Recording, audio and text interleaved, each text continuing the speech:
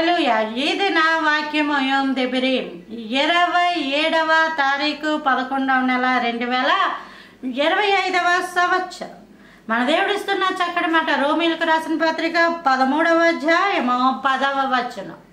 ప్రేమ పొరుగు వానికి కీడు చేయదు. పొరుగువారు ఎవరు అన్న విషయంలో మనకి దేవుడే ఒక మంచి ఉపమానం చెప్పారు, ఒక మంచి అనుభవాన్ని నేర్పించారు. అదేమిటి?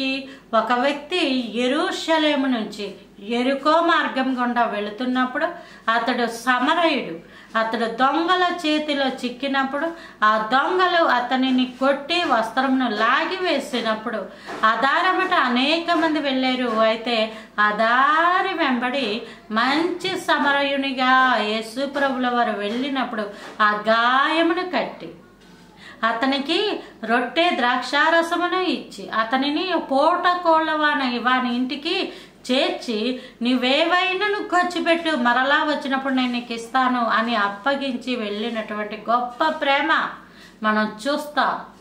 మన దేవుడు గొర్రెలకు మంచి కాపరి, మంచి గొర్రెల కాపరి. ఆయన ప్రేమ అది. ఈరోజు నీ సహాయము ఎవరికి అవసరమో, ఎవరి ఇబ్బందుల్లో ఉన్నారో, ఎవరి వేదనలో ఉన్నారో వారికి నీవు ఆహారం పెట్టడం, నీకు చేతనైనంత వరకు చేయడం, అవన్నీ కూడా దేవుని యొక్క కృప. ప్రేమ దేవుని యొక్క స్వరూపం. దేవుని చూడాలి అంటే ప్రేమను చూపిస్తే వాళ్ళు దేవుణ్ణి చూస్తారు. అందుకే ఎక్కడన్నా చూడండి ఆ ప్రేమను బట్టి అంటారు, అమ్మా నీవు దేవుడు అమ్మా, అమ్మా మీలో దేవుడు ఉన్నాడమ్మా అంటారు. ఆ ప్రేమ లేకపోతే అంటారు మీలో దేవుడు లేడండి అని అనేసుకుంటారు. వెనకాల అంటారులేండి ఆ మాటలు, మనకు తెలియదు.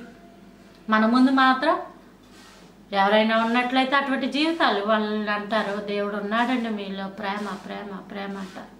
కాబట్టి ఎవరికి సహాయమో వారికి సహాయము చేయడం ప్రేమ యొక్క లక్షణం. Praise the lord. ఆమేన్.